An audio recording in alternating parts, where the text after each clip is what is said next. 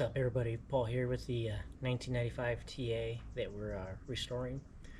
Figured I'd do a little breakdown of the car because I don't think we've actually really sat down to little talk about the history and what this car is and what made it special. So, again, this is my 1995 Trans Am. It's a L21 car with a 4060E, and it was really purchased from Showcase Pontiac GMC in is would have been downtown Phoenix. Dealership's long gone. Building's still there, but building's long gone. My dad bought it in August of '95, and this was something he'd always wanted. And I remember going with him to go look at Z28s and Trans Ams from '93 on, and he almost had a purple maroonish color TA back in '95 too from Bit Off Pontiac GMC in Glendale. If anybody knows how special Bit Off was, they're the ones that used to have the Meekum brothers build the Meekum Trans Ams. But anyway, so this car's been around for a minute.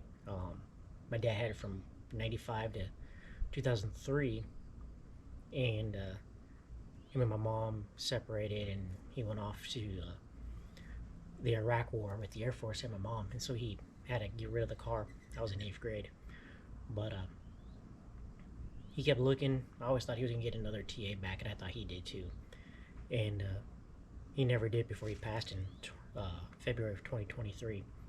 And a couple months after he passed, my mom found the original window sticker for the car and the purchase agreement. And just out of whim, I was like, you know what, let me just run the vid. I'm curious to see where this car was at. And it had a long history on Carfax, whatever you call it.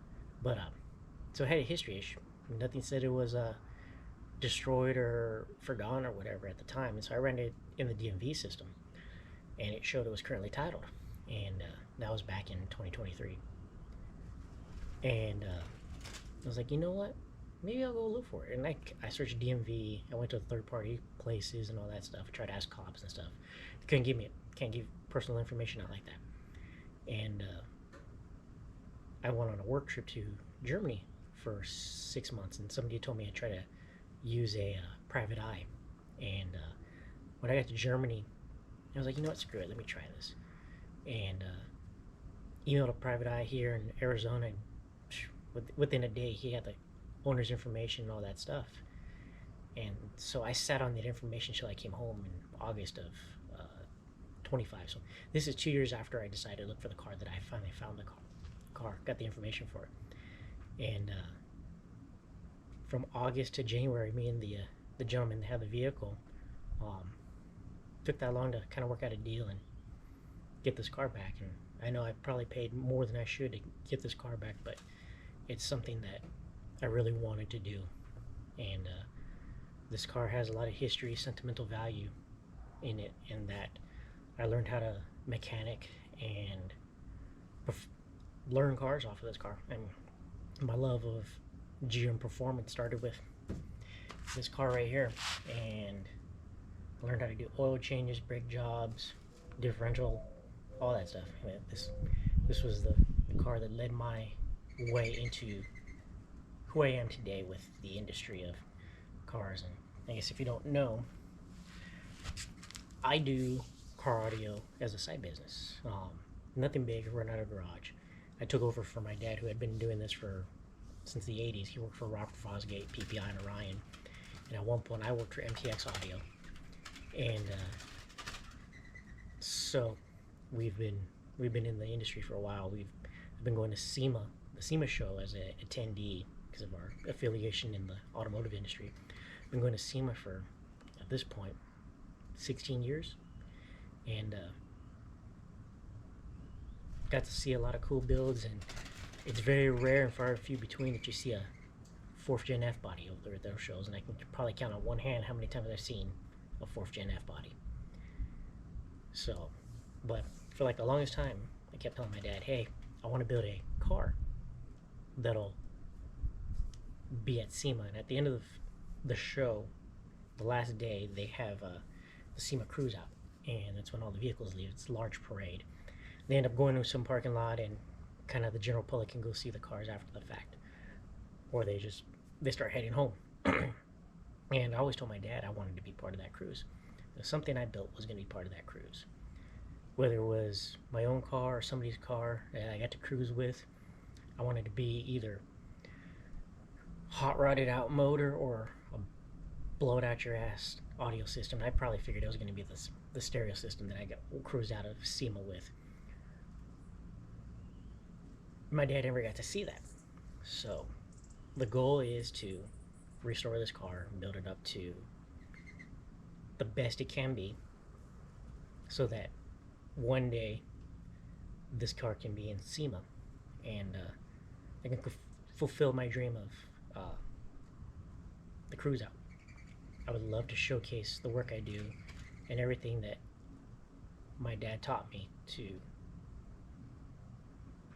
be who I am today in this industry.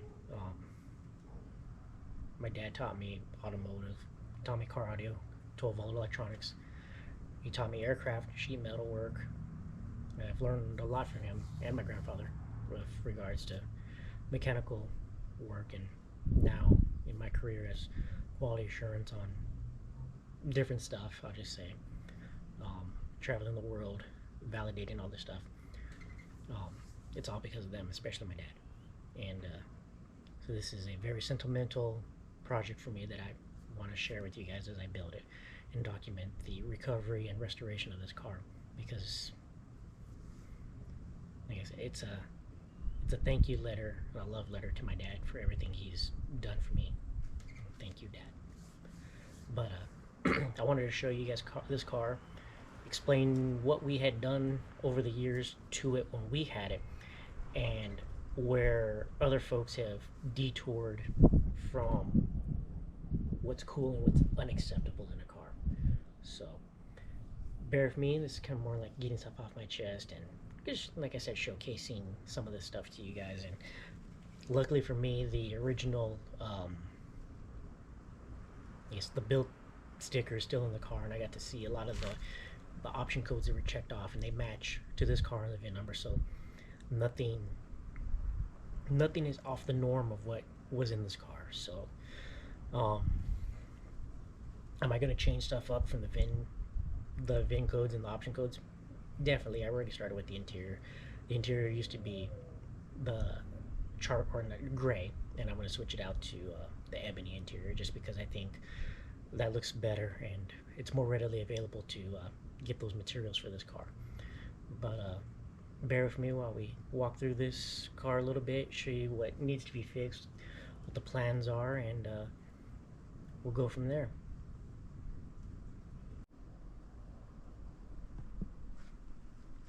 Alright, so again, this is an LT1 car. As you can see, it's clean now. This thing, I'll put pictures in here, this thing was just caked in dirt.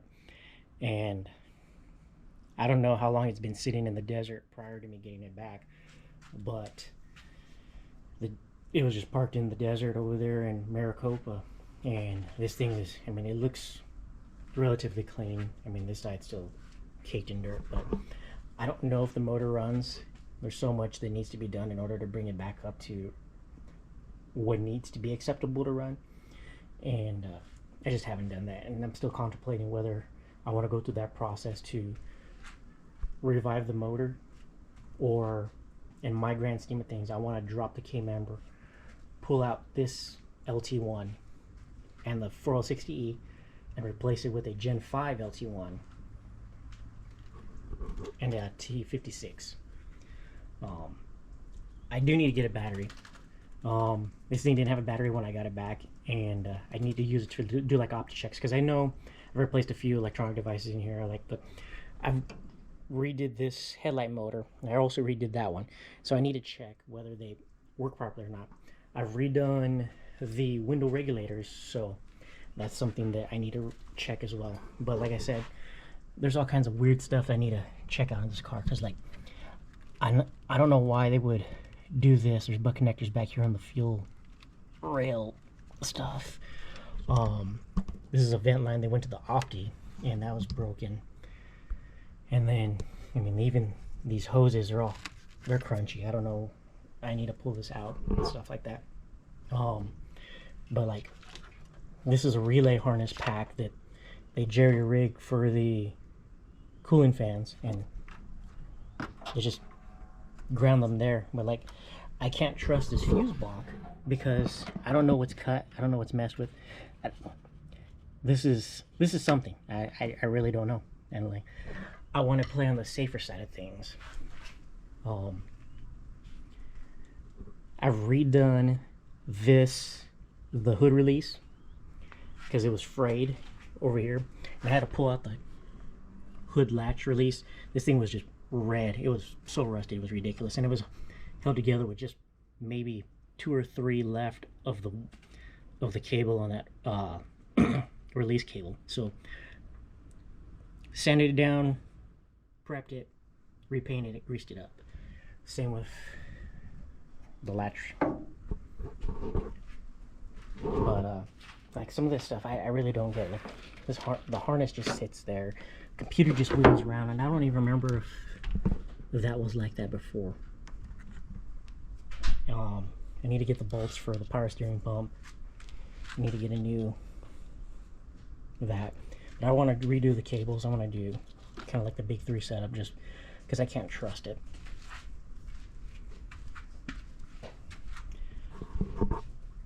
The brake master cylinder needs to be fixed because this leaks. As you can see, it's already hit the paint. So that's what I was saying. I want to pull this engine out, sell it. That way, one, I have plenty of room to work with. I want to change the member out, the K member out for a tubular one, and then I can take care of refurbishing all this.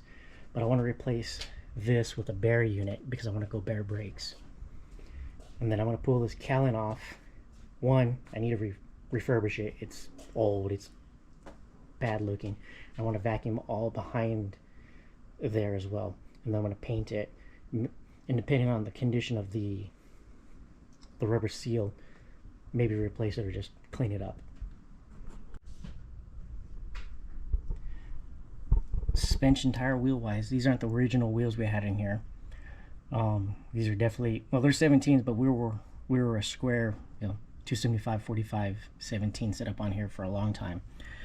But we did these rotors, I know because they're slotted. I remember when we did these, but you can see how worn out they are. It's just terrible. And I mean, all this is just trash. Who knows how the condition of everything. The funny thing is, those are the original AGX shocks and eye-box springs we put on the car. So those things are tired. They're definitely tired. And then, I can't show it in here, but all the bushings were replaced with energy suspension stuff, and it's just dirty, and it needs help. But like, the body components are here. This side piece is busted and gonna need to be replaced later. The other thing, eventually I want to replace that 10 bolt to a 12 bolt rear. We've got fully boxed control arms from when we had the car. They were from our shop in Phoenix called Performance Suspension. I'm pretty sure they're long gone, but kind of the same thing. Everything was swapped out to poly bushings, and there's the original eye-box springs, and there's the AGX shocks. And them shocks are great at the time, so I'm curious what technology he's done. Boiler exhaust on here. That pipe sits low. I don't know why it sits so low, but that needs to be corrected and pulled back up into the body. I don't want to get rid of the Borla. I love it. I love the way the exhausters look. Always have. This one is dirty. I need to clean that, but this one's kind of been cleaned up a little bit. I want the original grid taillights. As you can see, this one's broken. If somebody wants those, they can have them, but they need to be repaired, and that's not something I want to do. But yeah, you can see there's crap in there, so they leak. And that one too.